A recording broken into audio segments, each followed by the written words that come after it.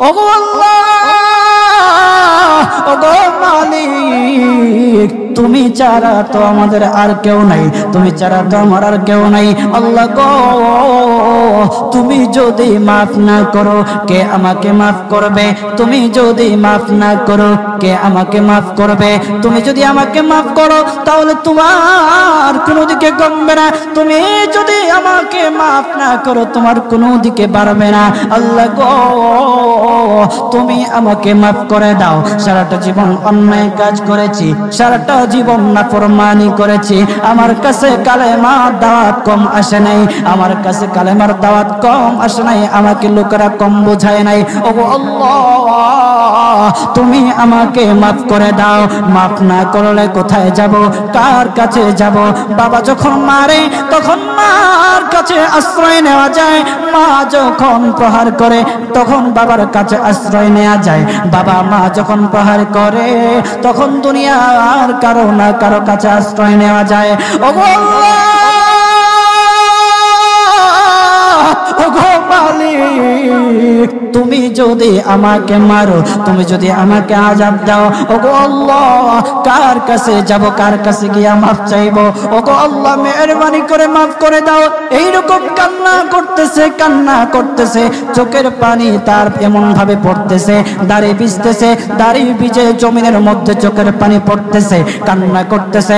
বান্দাটা কান্না করতে করতে করতে করতে আমার আল্লাহর কাছে এমন গ্রহণযোগ্যতা অর্জন করেছে, মহান আল্লাহ রাব্বুল আলামিন তার ডাকে সাড়া দিয়া তার জিন্দেগির সব গুনাহ মাফ করে দিয়েছেন। হযরত মূসা আলাইহিস সালাতু ওয়াস সালামের যুগের ঘটনা। একজন বড় পাপিষ্ট ছিল, জীবনে এমন কোন গুনাহ নাই যে গুনাহ সে করে নাই। তার গুনার প্রতি অতিষ্ঠ হইয়া, মানুষ তার গুনার প্রতি অতিষ্ঠ হইয়া গ্রামের লোকেরা তাকে হাত পা বেঁধে জঙ্গলের মধ্যে ফেলে দিয়ে আসে। জঙ্গলের মধ্যে থাকতে থাকে কিছুদিন থাকার পর মালাকুল মউত যখন তার সামনে এসে উপস্থিত, এর আগ মুহূর্তে সে বান্দা আল্লাহর কাছে ডেকে ডেকে বলতেছে, ওগো মালিক, তুমি ছাড়া তো আমাদের আর কেউ নাই, তুমি ছাড়া তো আমার আর কেউ নাই। আল্লাহ গো, তুমি যদি মাফ না করো কে আমাকে মাফ করবে? তুমি যদি মাফ না করো কে আমাকে মাফ করবে? তুমি যদি আমাকে মাফ করো তাহলে তোমার কোনো দিকে কমবে না, তুমি যদি আমাকে মাফ না করো তোমার কোনো দিকে বাড়বে না।